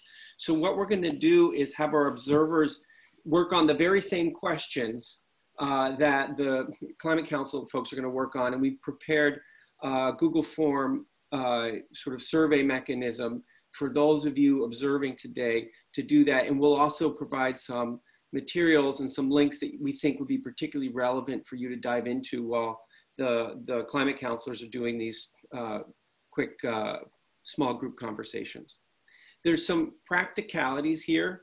So let me walk through what's going to happen.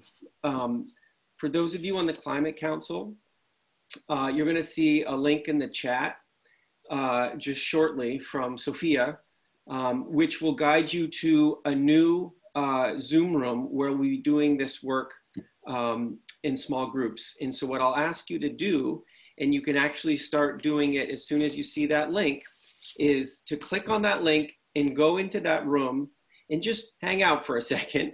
And I'll be over in that room in just a moment and give you some idea how we're gonna work, and then we'll take a break and then go do those small group conversations. So for climate counselors, you can go ahead and click on that link and it'll say, do you wanna leave this Zoom meeting, go into that one? And say, yes, please, I'd like to do that. So go ahead and do that. And if you are having trouble with it, we'll help you out. Now, folks who are listening in online, we're gonna take the next 45 minutes or so to go do this work in small groups. And for those of you listening, I'm gonna put in on a slide in just in a moment in the chat. I don't wanna confuse the counselors just yet. We're gonna put in a mechanism for you to answer the very same questions that the counselors are gonna be wrestling with in small groups. And we're back. And I see we still have a significant number of observers joining us, and thanks everyone for hanging in there. We hope it was useful for you to do that Google form survey. We hope that some of those resources we suggested were also helpful. There's a lot of reading to do. That's the reality for all of us in the Climate Council and observers. So taking the time to go through that primary source material is really helpful for all of us. Wow, okay, I think we're doing really well here. We're almost all over. I'm just gonna do a quick back channel Slack with Sophia to make sure nobody's lagging. Okay, so what we want to do is just take a few moments and here in our main plenary room, have a quick shout out reflections of what really jumped out at you in having that conversation about how to focus our work and the key dilemmas we want to sink our teeth into in the remaining time we have, which is sadly a month and a half, 2 months, and that's it. So let's just do a quick shout out. There's no order to this. There's no report out from the groups. It's just some things that are something that really jumped out at you. And Peter will take some notes on this for us. Go ahead if you want to raise hands or unmute yourself if you're sort of sick of Zoom telling you what to do. What are some things we really need to share in this full group about the reflections we had in that moment of digesting? Anything?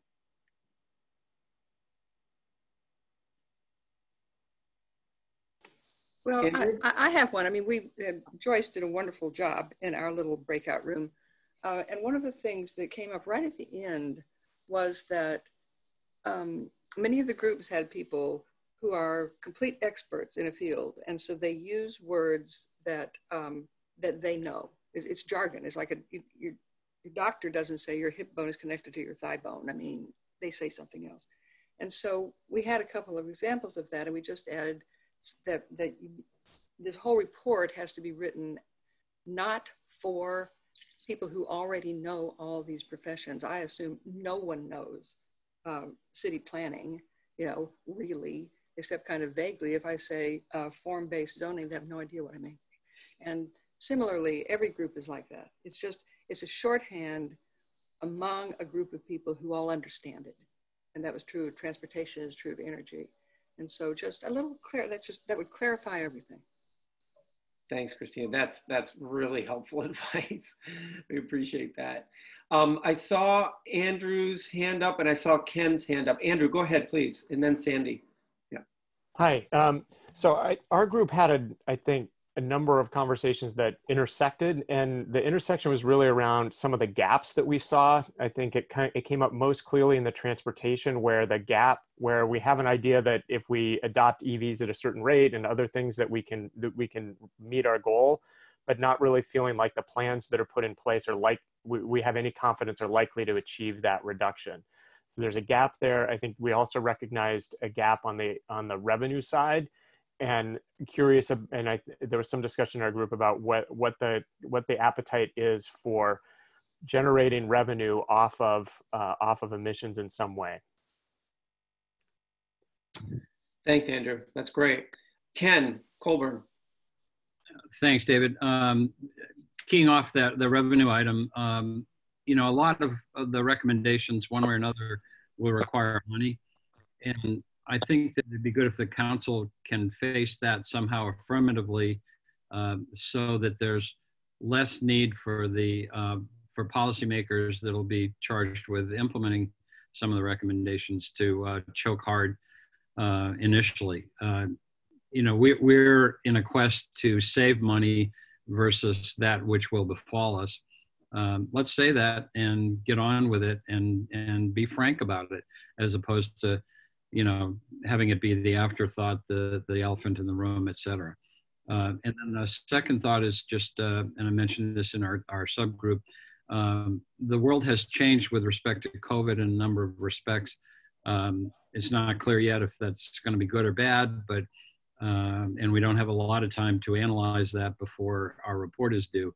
But to the extent that we can get any insights from whatever knowledgeable sources about how transportation will be affected, about the importance of broadband, about energy use, et cetera, those would be helpful in making sure that our report stays timely and viable going forward. Thanks. Thanks, Ken. Sandy Buck. Thanks, David.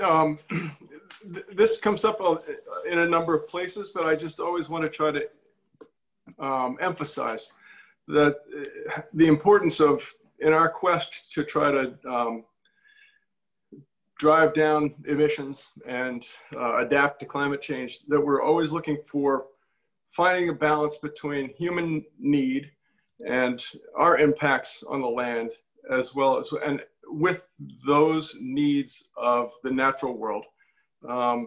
We've got natural climate solutions that are amazing opportunities to do both, to meet our human needs, but also respect and care for the natural world. And that's just the lens that I look at all this work through.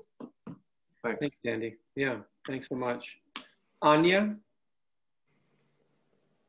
Yeah, thanks, David. I'm hearing a lot about money and funding, which is obviously really important for all of these strategies. I think something that came up in our group that feels really important to me is that this draft strategy doesn't get us to our emissions reduction goals. And that would be a huge disappointment, especially for the constituency that I represent, young people and the next generations of Mainers, if we don't meet the goals that we set out to meet. And yeah, just wanted to highlight that and encourage everyone to just be bold and make sure that we, achieve the goals that we have set out to achieve. Thanks, Anya. Representative Bloom. Thank you. One of the things that Daniel in our group mentioned, I'm going to mention it for him and for us, was that broadband and access to broadband is extremely important to almost everything that we're trying to do in terms of reduction of CO2 emissions. So that's just should be highlighted specifically. And that was one of the coming out of our group. That's one of the things that we said. That and the other thing is about just some, I guess there were some specifics missing I felt from the presentation, things like one of the recommendations of the Energy Committee was a consumer-owned utility strategy. That's an active and viable legislative action that we're trying to take. What's going to be, where is that, and is that hasn't been excluded, I hope. I have a feeling that it's part of the energy office's work. Is that correct? Let's just a quick check-in with Hannah and Dan Burgess on that particular issue of the state of switching to a state-owned utility. Is that part of what's in that report, or Sarah Curran can also refer to that? I'll let Dan or Melissa. I mean, I would say that Melissa, do you want to take that one? Not to put you on the spot. Sure. Yeah. It is an there's sort of a very broad question of a bunch of different funding questions and utility structure questions. Again, so I'll turn it to Melissa. No, I think that's exactly right. The financing recommendation out of the Energy Working Group had some potential options to be investigated further, and so I would suggest taking a look at some of that language around what the subgroup that worked on that financing recommendation had proposed, but that was included in that package. And I don't know if Ken Colburn too had worked specifically on that group. Melissa's got it exactly right. It's one of the financing mechanisms, structures to reduce the cost of the energy infrastructure going forward. Green Bank was another one, for example. So they weren't called out by name, but they're in the working group's documents. Thanks. Are they going to be in the governor's energy group? Governor's energy report? I think how specifically they're called out really hinges on our deliberations as the council at this point, right, Hannah? Yeah, and just to be clear, Lydia, so there's sort of two things that you're referring to. I mean, one, we have an clean energy economy report, which is really how do we create good paying jobs, as many good paying jobs as we can in the energy sector. What are the challenges to that, whether they're workforce or other. And then I'd say separately, the Energy Committee reported out this power sector transformation, the need for a lot more study, which both Ken and Melissa just referred to. So that is, I mean, I think we are also cognizant that the specific effort around a publicly owned utility is an effort that's been being studied by the legislature. It got delayed by the fact the legislature has not yet returned, but it's a big idea that's on the table, sort of one of the many ideas to transform the power sector, but an idea that's receiving serious consideration. So it will continue to be played out. I think it's important for this group. There are quite a few big ideas that may or may not be played out by the time we're done in December. They will require additional process and study. And that's a big one where even the PUC and the legislature have said, all right, we need to spend more time on this one to really get to an answer that makes sense, because it's not a minor undertaking. So, and I think it's important this council continue to be engaged in hard and important questions, but we're also not going to solve all of them. I mean, I think Bruce Van Note would say we need to come up with a solution for transportation funding for big picture issues and for climate transportation initiatives. We're going to keep working on that. We hope to have some solutions as a part of this process. Are we going to solve all the hard questions by December 1? Probably not. So it's kind of a good area of hard study and decision making for us. Thank you. And finally, I just wanted to say about the cost benefit analysis of all of these strategies. I haven't had a chance to get into it. I feel like that just reading all the stuff that we just got is going to be extremely important for us between now and whenever, because there's a lot of information there. And from a policy leader's point of view as I am, that we really need to understand the cost and the benefits and the cost of doing nothing, and be able to really communicate that well, because that's going to give us the selling points that we're going to need in order to get the policy initiatives passed in the next legislative session. Thanks so much, Lydia.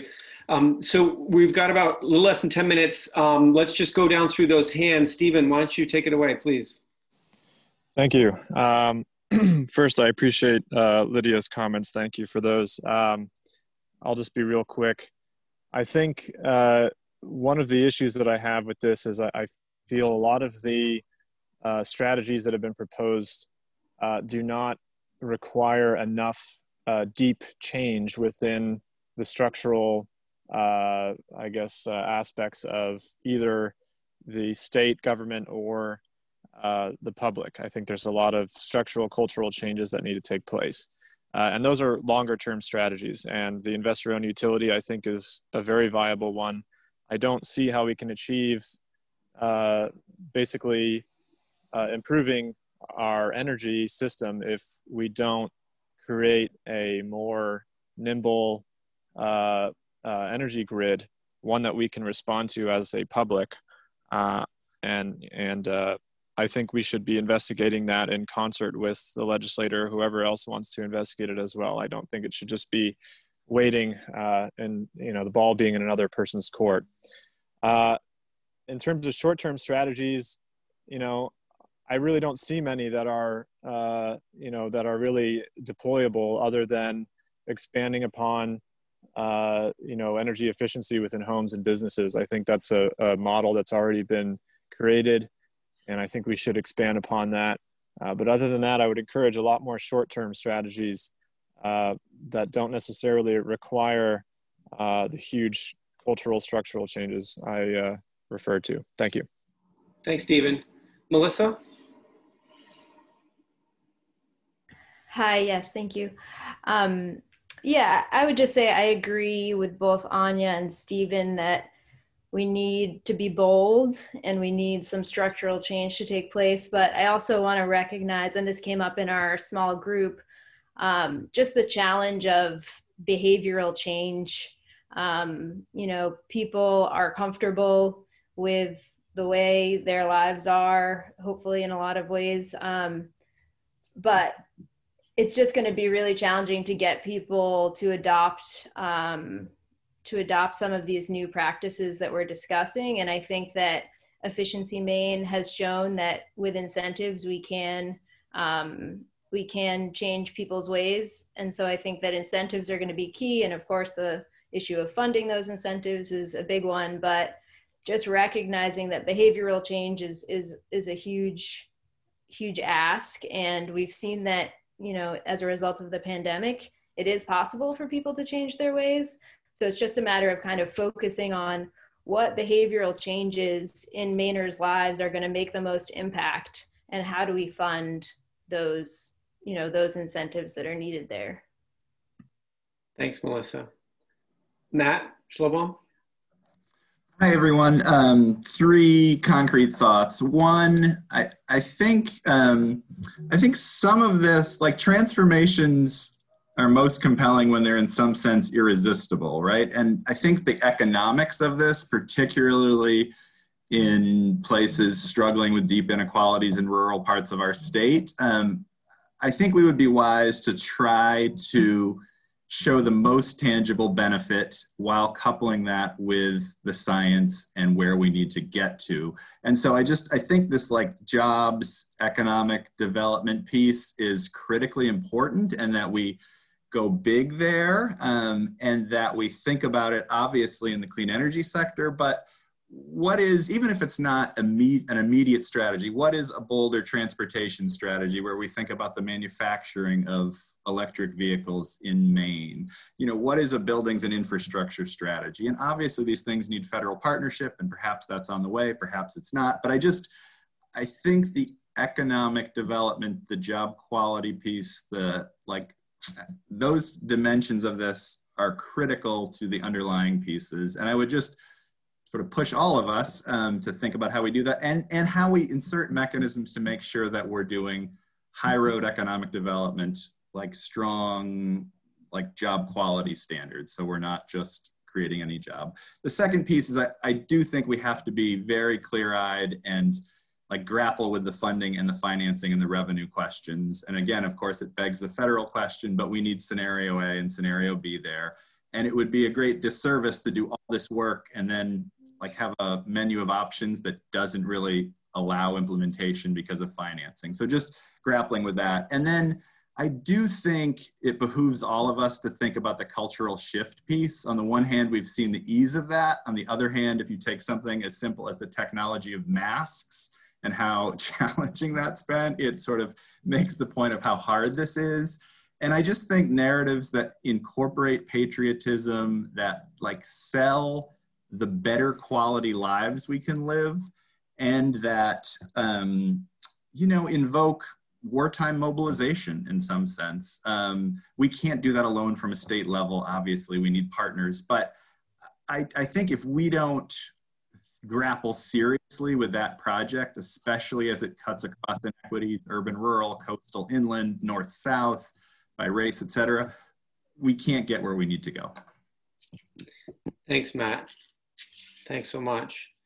So let's do this. Let's end our meeting today. We're going to meet again next week. I'll ask Hannah perhaps to give us a few ideas about what's going to happen in the coming days and weeks, just some next steps. But in broad strokes, we will do a repeat of this next week, hopefully with less technological challenges. But Hannah, you want to talk to us about what's coming down the road? Sure, yes. And I think on behalf of Melanie and I, thank you everybody for a couple hours of your time and really digging in. And I think the small group conversations, and just for the public to clarify, those were conversations of 3 to 5 people. So we're just trying to really get people to have a chance to interact and start talking. But I think those and this conversation really, they start to, you see the debates that we're gonna have. How do we push harder, but how do we make it manageable? I think Melissa and Matt's comments right at the end are really applicable, both how do we make it relevant to people's lives, but how do we build this kind of momentum, especially as it relates to economic development, that will make these things doable. So thank you again all for just your honesty, but you know, we're digging in, and it's going to get a lot more dug in. That being said, so next week's Climate Council meeting is sort of a repeat of the same thing, but on the adaptation and resiliency side. So we sort of have the first 3 groups of strategies that we talked about, and next week will be the next 4 strategies that will be more on the side of helping Mainers adapt to the challenges of climate change. We'll get into the work that came out of the Resilience Super Group, the Natural and Working Lands Group, as well as the Coastal and Marine Group. So a lot of big ideas that we've put together into strategies that we'll talk about next week, and we'll do sort of a similar format of having staff kind of give you an overview of the high level strategies that we've now put in these new, I like to call them buckets, but then talk about what the cost benefit analysis told us, what the cost of doing nothing report has told us, what the public has said about these issues, and then dig into some similar conversation. So that's September. Again, as Sarah mentioned, we're going to have a couple of separate conversations for Climate Council, as well as the public members, to hear about the equity report, to hear about the science and technical report, and another one that I've already forgot, some of the modeling analysis. So lots more, but I think as Lydia said, you've got a lot of reading in front of you.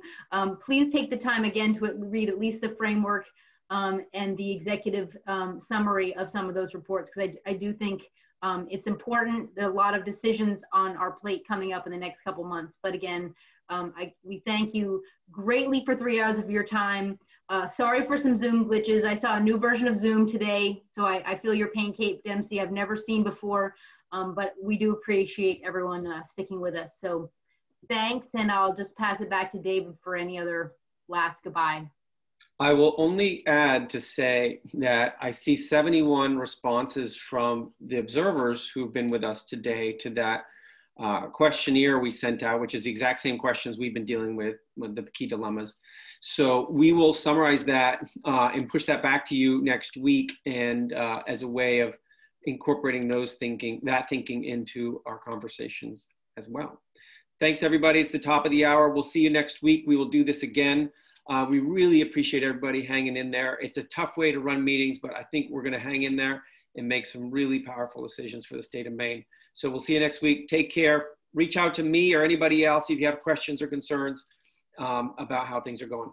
Have a great day. Take care, folks.